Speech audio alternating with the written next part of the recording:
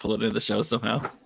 And we are live on Pirate Broadcast, and I cannot believe it's November, and we have the most amazing people on the Pirate Broadcast, and today is no different. We got Matt Crump, the bearded brother, in the room. And that guy over there. Look at that beard right there. Look at that thing. It's hard to do. It's hard. Oh, you know what? All I have to do now is the other hand. Always, because I'm right-handed, I always do it the wrong way. Oh, me too. I just realized if I use my left hand, I can always point to the person on my other side. Or use your thumb. No, that's the wrong way too. Fantastic. So, Matt, good morning. How are you this November 1st? And we were talking about how time flies. Yeah, like pigs flying. Pigs flying, man. Pigs flying. It's insane. And I just want to thank you so much and all the gratitude in the world for you being here. And you know, we've been back and forth, kind of in and out. And this LinkedIn world is crazy. The online space is amazing. And we live in a time that I think is don't say amazing. It's not amazing. It's more than amazing. It is. It's crazy. It's crazy. I think it's crazy. It is. Because we can broadcast anytime we want. We don't need permission. You already have permission. I give you permission to broadcast anytime you want. It's crazy, right? Create a podcast, create a video chat session, anything you want. I used to have an FCC regulation card back in the day when I was a broadcaster. Oh. And I had to carry while I was FCC regulated on a radio station. So nowadays, you don't even have to have it. You just go worldwide. Boom, here we are. Yeah, I know. It is an event worth having. Yeah. So how long have you been online and doing your shows and your activities online? I mean, are you a long time online person? Or? Yeah, I'm a long time online person. I've had multiple different shows and platforms over the years. Some of the ones that people are more familiar with now on LinkedIn, Hope Revealed and things of that nature. But yeah, I've been doing it for a long while. I reckon ever since internet really first came out, I've been doing something. Yeah. Had my Prodigy account, and then I went to AOL dial up, and that was a blast. Some people don't know what a modem sounds like, huh? Yeah, that sounded drove me nuts. Hated it back then. Still hate it. Some folks actually still use that. They still work, but I don't know how they would. But I back in the day, I did that, and I would send out EPKs, electronic press kits. Back when I used to travel, I had a recording contract, used to sing and do all that stuff. So, yeah, it's been a while here on the old internet. Back in the '90s is when I started. Okay, yeah, I was a musician before the internet, so all of the shenanigans I got through, it's not documented. Yeah.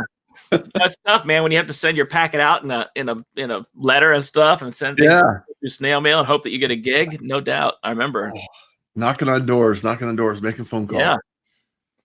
So fast forward, we are in a short while. It's going to be 2020.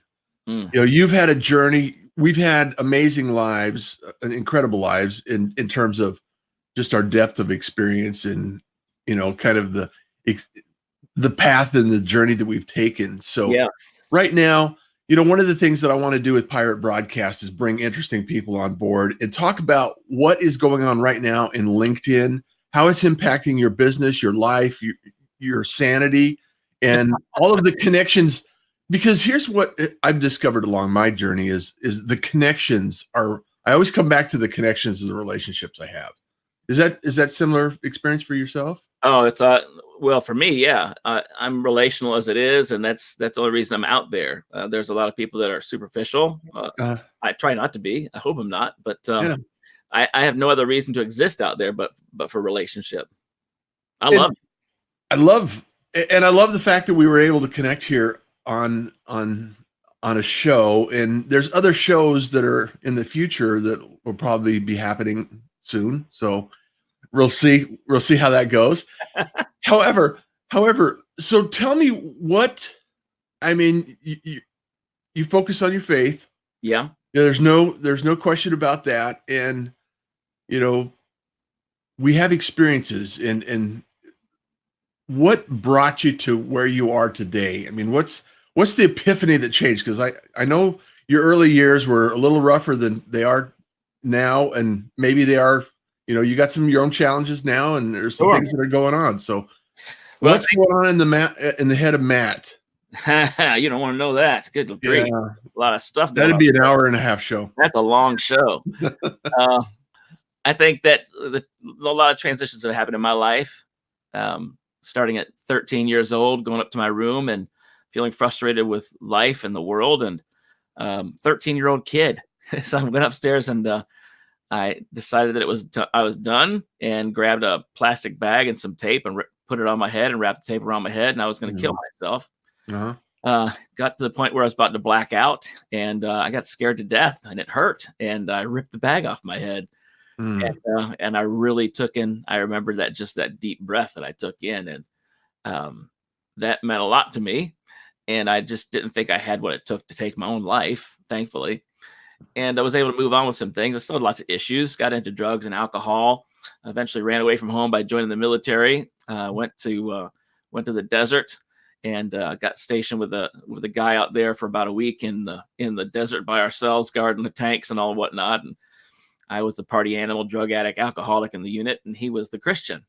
And I was stuck alone with him for a week, alone with the Christian in the desert. It was something else. I'll tell you what, it was something. But I didn't. Life changing is not a statement that covers everything, right? It was something. It was something. It was good. I did not end up giving my life to Christ while I was out there, but it was a lot of transition that really occurred, and it wasn't that much longer afterwards that I did, and it changed my life forever.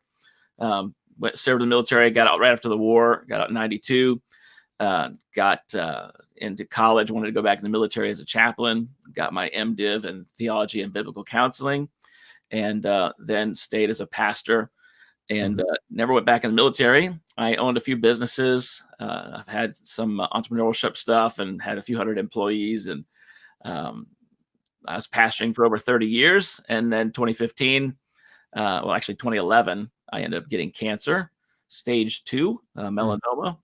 Got the all clear. About a year later, 2015, comes forward, and I started coughing up blood on stage. Didn't realize what was happening. Thought I had bronchitis. Wrong. Stage 4. Started in my adrenal gland, a tumor there by my kidney, by the muscle wall in my kidney area and my leg, and then traveled to my lung.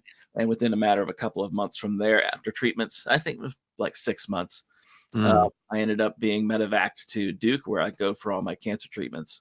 And I had a bleeding brain tumor and had to have brain surgery and had the brain tumor removed, which was the most horrific surgery I've ever had in my life. The recovery was the worst. I was really aware at that point in my life what it feels like to want to kill yourself. Yeah. And closer than I've ever been before, more than that bag over my head. I was ready to put a gun to it. Was it the pain or just the intensity of everything around you and everything going on? All of it. It was the pain. It was the drugs that I was on from the surgery that was messing with me.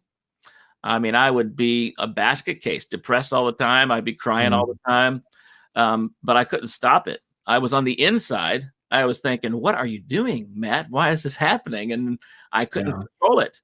I think if it wasn't for my faith, first of all, and secondly, if it wasn't for my children, my kids, we waited a long time to have kids. So I've been married over 30 years. We have a 15-year-old and a 12-year-old. I just kept thinking about them and walking my daughter down the aisle as a bride, and all the years of everything Dad's always talked about and how he's always promoted other things and helped people to get over stuff. And I'm going to kill myself. That wouldn't be a great legacy. Right. I didn't kill myself. Obviously, here I am. Yeah. So they gave me 8 months to live. And during that period of time is when I really had a chance to confront myself with, have I checked the box on my life? And I've done a lot of stuff. Yeah. I've been around the world, and I felt like the answer was still no. Yeah. About a week or so after that thought process in my brain, I was offered a book deal for my book and my life, which is called God's Got This. And that's when I resigned from everything. There's a book Jim Collins wrote called Good to Great. And it really spoke to my heart about that I could be a good leader, a good pastor, a good father, a good husband, good singer, songwriter, artist, director. I mean, all these types of things and be great. at nothing. So I resigned from everything.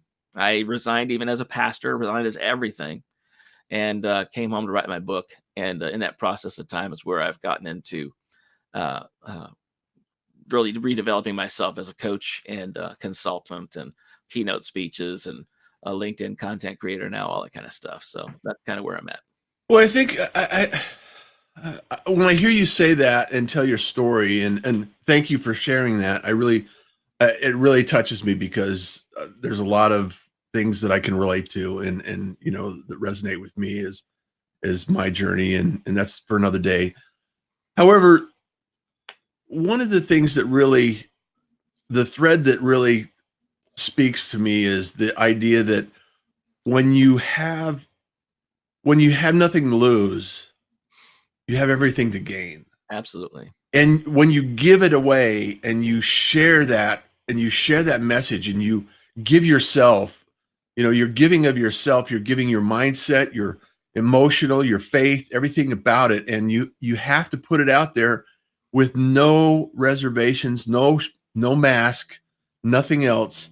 And you are who you are, and you can assist and help others see that they can improve their lives. Yeah. They can have a different place. And I think that's one of the things that people really connect with you on, is the fact that you can actually, they can see hope. You exude that benefit of hope, and I can see a different outcome.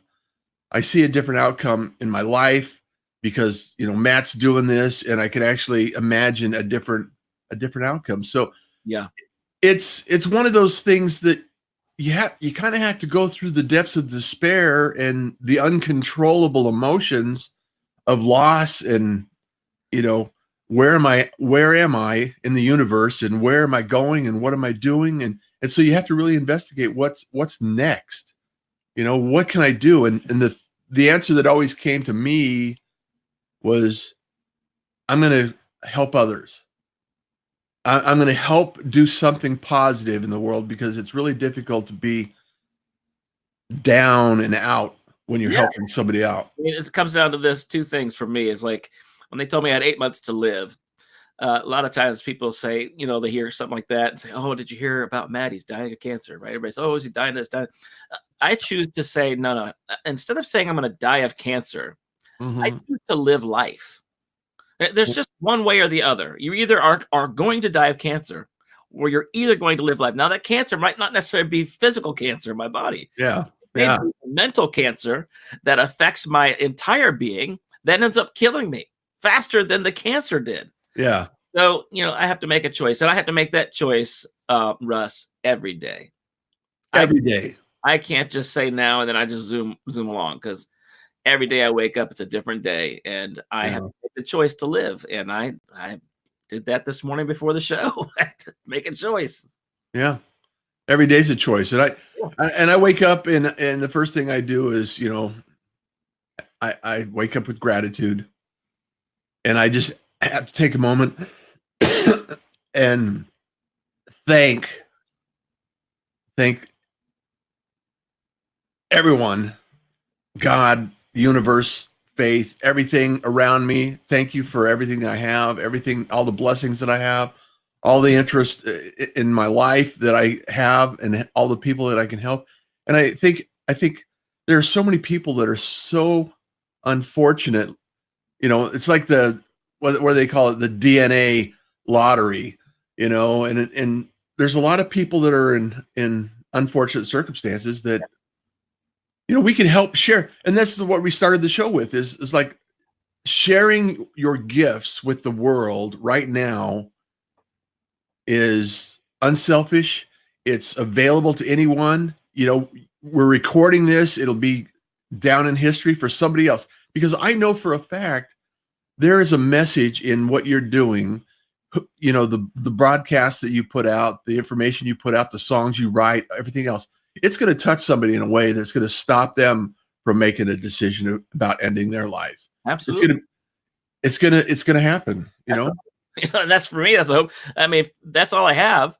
And you know, the Bible says there's an interesting scripture a lot of folks have seen it printed out, and people use it to hang up in their walls, and all pretty and stuff. Is faith, hope, and love, right? Mhm. And I thought about it the other day because I have it hanging up in my bathroom wall actually, and I saw faith, hope, and love, and I Yeah. thought that's a hope sandwich. Like hope is the meat, and Mhm. faith and love are what binds it together, right? So I just feel like those three things are most important here on this planet as a person to exude faith, hope, and love. I don't need faith or love after I'm gone because that's you know, I don't need faith. Well, love. Let's take that back. I don't need faith and hope. That's what I meant to say. So when I'm gone, I don't need to hope for anything. When I'm gone, I don't have to have faith in anything. It's over. I mean, all I got left is love. So those faith and hope things are big earth stuff.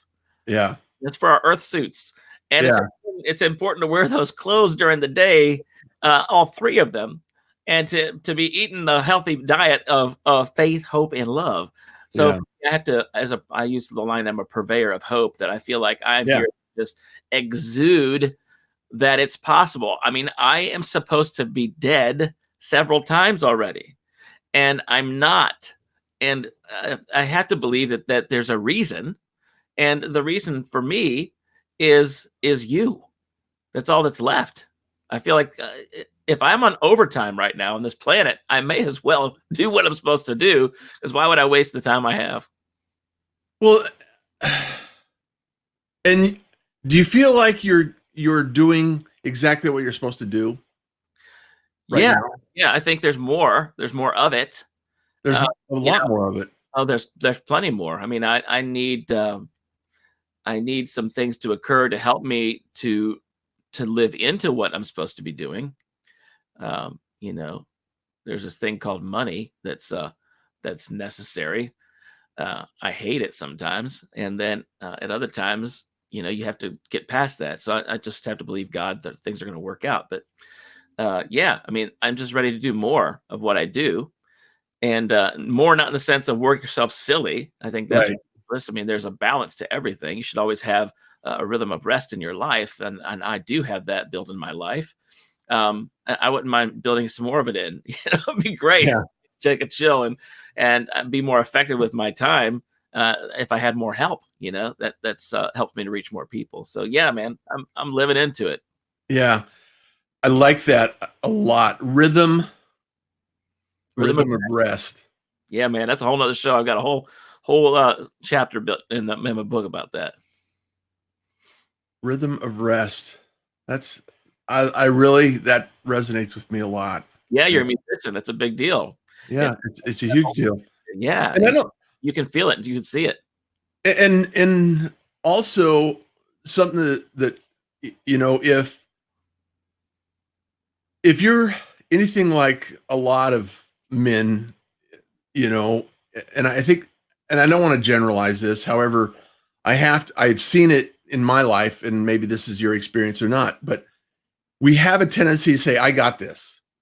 And Yeah, it's asking for help is the last possible outcome. right. And so sometimes, you know, when you're open and you're saying, hey, I need some help, there's people out there that will help. You Oh, know, and when I stopped depending on my own self and I just put it out there and I said, hey, God, I need some help here. And I know that you've done this, you know, you're open to this. You know, there are other people out there helping. There's things that happen in your life that it when you introductions and acquaintances that come by and people pop into your life and it's like these little miracles happen all the time. They're all around us all the time.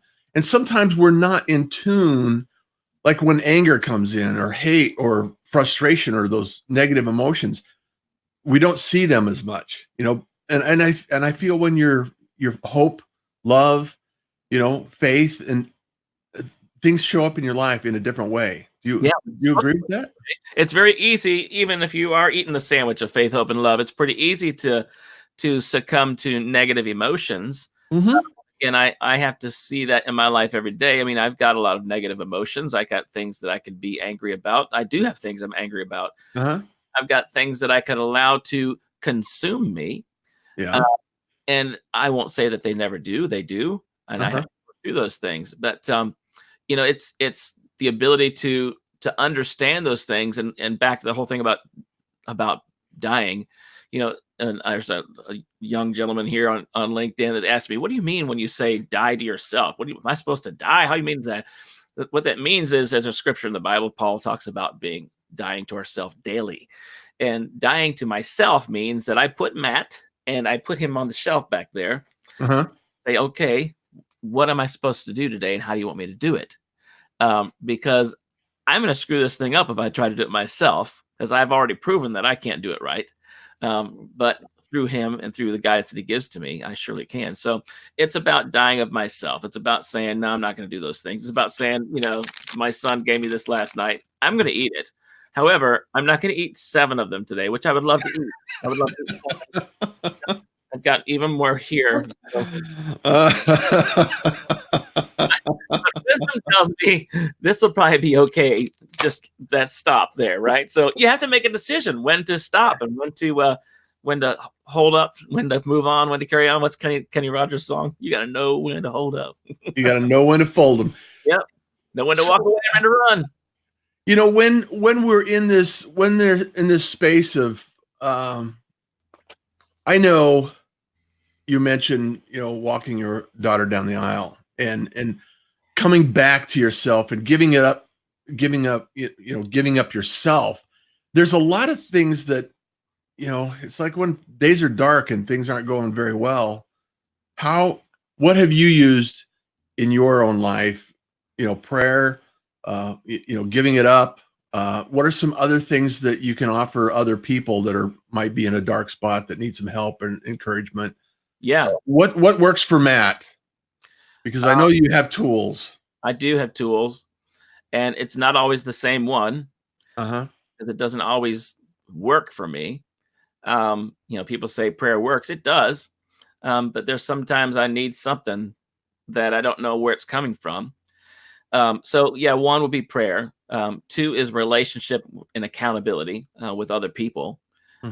So allowing myself to be transparent with someone that I trust and love to help me through situations, and not be scared to say those things to that person. Another thing for me, because I'm a musician, I'm a creator guy. I love to create. So there's times for me that my prayer closet is an old Christian cliche word, the place where people go. That place is a guitar. Down with my guitar and I write and I play, and I just can sit down with an instrument and plan on being there for 15 minutes and go, crap, that was 3 hours. Where did that come from? And I can relate to that one. Yeah. Yeah. That place of healing for me. It's a place where I can re-engage, where I can be transparent, where I can open up. And there's times I've cried my eyes out with a guitar in my hands, and I've written masterpieces that no one will ever hear, and ones I don't even remember. But man, it was the best thing in the world, right? I'm singing for an audience of 1. It was fantastic. Moments of inspiration. And I love the fact that I remember playing music, and it brought me so much joy, and it still does. I mean, I still find my moments, and I was a drummer, and so drumming is not always as convenient as picking up a guitar. However, it's quiet place. Oh, we used to practice in my parents' house, and it's just like how do they survive that? It's okay. So, hey, Matt, I want to give a shout out to the people that have joined in today. It's amazing. Steve Sullivan, Maureen, J.I., Angie, thank you. Azraf, Ruheen, Steve. There's just a lot of people joining in, supporting us. Tapas. Thank you so much. Tapas, yeah, he's great. And I just thank you so much for taking the time to be here, Matt, because I know your story is you're still on a journey. You're still doing good things. I love your posts. I love your sense of humor and your animation that you bring to the table. And I know there's a gift that you continue to share with others. For me, it's, I have to say, I've laughed till I cried, and I've cried till I laughed. And so these gifts that you're bringing to the table and bringing to the world are worth it. And I just want to let you know that sending you love and prayers, brother, and making sure that God sends all his love to you, and make sure that, he protects you and everything you're doing. So thank you so much for that, Russ. And I value that a lot. I really do appreciate it. And it's sometimes pretty hard to be me when there's days I don't want to be that guy. And my book's called God's Got This, and that's my whole movement. I don't talk about much yet on LinkedIn. I will shortly, but and other platforms, that's all people know me by. And it's really, really hard sometimes to be the God's Got This guy. Oh, where's that? Here it is. This guy right here. Yeah. When some days I'm feeling like, I don't know if he does. I don't feel it. I can't even get out of bed. But he does. And that's what this book is all about too. But there's days to be really hard to live into that. And I'm grateful that I get a chance to be here today, especially with you. And you've been gracious with me and sent some great words to me. I appreciate that as well. And when you feel like nobody's listening, because there's a lot of times I wrestle with that here on LinkedIn and other places. I know that people are, but sometimes I just feel like I'm beating my head against the wall, wondering, well, should I just quit today or be done or what? And then I get another message or 50 or 60, another thing that somebody's saying, hey, man, you're phenomenal. I appreciate you or whatever, Yeah. Well, and there's a lot of people out there that are paying attention that you may never know. You may never ever see them. They may never say anything. And I just think, for myself, giving things away and creating that hope and that joy is a way I can heal myself, being broken and using that glue of gifts and joy and, maybe a word of wisdom that'll help somebody else along the road, at least plants the seed for me that, God's got this, and I have a job to do and share this information and highlight people like yourself that we can bring to the table that may not get the recognition that they feel at the moment, even though they're helping others, they might not get the feedback. So I want to highlight, you, Matt, and what you're doing and the gifts you're bringing to the world and pass that along. And, Yeah, I appreciate that. And you're so right, bro. Real quickly, I've had people that, I've been at this game for quite a while, so over 30 years now. And there's, I had got a message from somebody not too long ago in the past year from someone who reached out to me from something I had done about 20 some years ago. And I was at a concert or something. I was singing and doing some speaking, and they wrote me a message saying, I remember that day you were there. You said this, you said this, you said this, and it stuck with me. And now I'm doing this, now I'm doing this. I want you to know that now I've got this going on in my life. I'm this kind of person. I'm like, wow. And you would never have known that even happened. And then here it is 20 some years later, and somebody writes about how their life was changed from something. And, that's amazing. So to put all your hope into the basket of now, to think that now everything is where it's at, you will never be satisfied, because now is not where it's at. Now, now's where you need to be, but who knows what can happen 30 years from now, right? This broadcast on the show we've got right here, somebody who's 12 years old right now, when they're 42 years old, might pick it up and go, wow, this is what I need in my life. Yeah. I'm dead and gone, but hey, that's pretty awesome. Well, we all have an expiration date, and we all have to live and give everything we can at the moment. That's my opinion. And the people that don't, that live in a pity party and are always victim mentality, I think, wow, you are missing so much in life. You're not living life, and you're not living life to the fullest. So I applaud you for living life to the fullest, Matt. Even on your down days, you still have delivered hope to millions. And I just want to make sure that you know that you are loved and you are cared for in this world.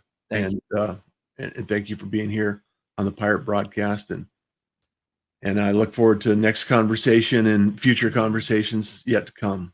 Yes, I think that there may be an episode of Hope Revealed coming up where Russ is going to be on it. Maybe having that in the future later on. Who knows? We got shenanigans planned here. When pigs fly, right?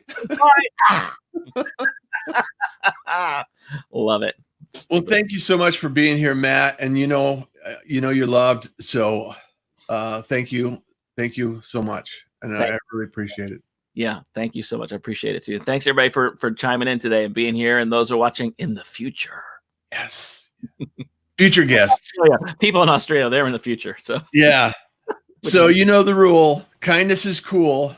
Smiles are free. And you enjoy the day.